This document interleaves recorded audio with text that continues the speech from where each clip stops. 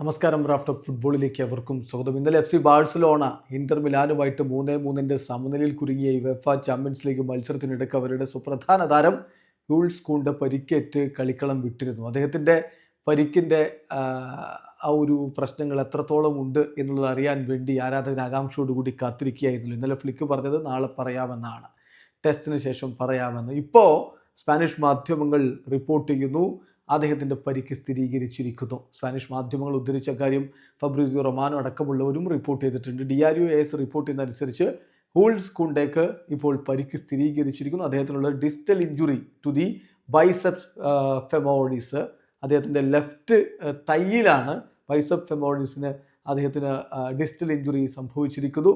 അപ്പം അദ്ദേഹത്തിന് കുറച്ചധികം ദിവസങ്ങൾ പുറത്തിരിക്കേണ്ടി വരും.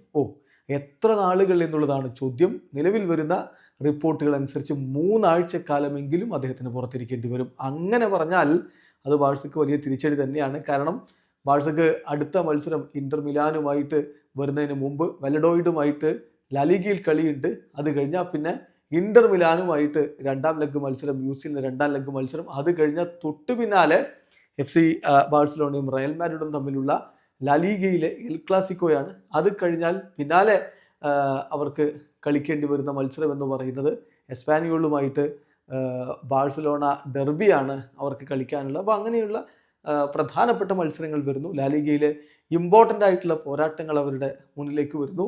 ഒരു പക്ഷേ സീസണിൽ അവരുടെ അവസാന മത്സരത്തിന് മാത്രമേ ഇനി അദ്ദേഹം അവൈലബിൾ ആവുകയുള്ളൂ എന്ന തോന്നലുമുണ്ട്. അദ്ദേഹത്തിൻ്റെ പ്രധാനപ്പെട്ട ടാർഗറ്റ് എന്ന് പറയുന്നത് FC ബാഴ്സലോണ ചാമ്പ്യൻസ് ലീഗിൻ്റെ ഫൈനൽ കളിക്കുകയാണെങ്കിൽ ഫൈനലാകുമ്പോഴേക്കും റിക്കവർ ആവുക എന്നതാണ് എന്നും ഇപ്പോൾ സ്പാനിഷ് മാധ്യമങ്ങൾ റിപ്പോർട്ട് ചെയ്യുന്നു. ചുരുക്കത്തിൽ കൂണ്ടയുടെ സർവീസ് ഇനി ഈ സീസണിൻ്റെ ബാക്കിയുള്ള മത്സരങ്ങളിൽ മഹാഭൂരിഭാഗം മത്സരങ്ങളിലും ബാഴ്സലോണയ്ക്ക് നഷ്ടമാകും. വീഡിയോ അവസാനിക്കുന്ന ഫുട്ബോൾ ലോകത്തെ കൂടുതൽ വിശേഷങ്ങളുമായി റാഫ് ടോക്സ് എത്താം.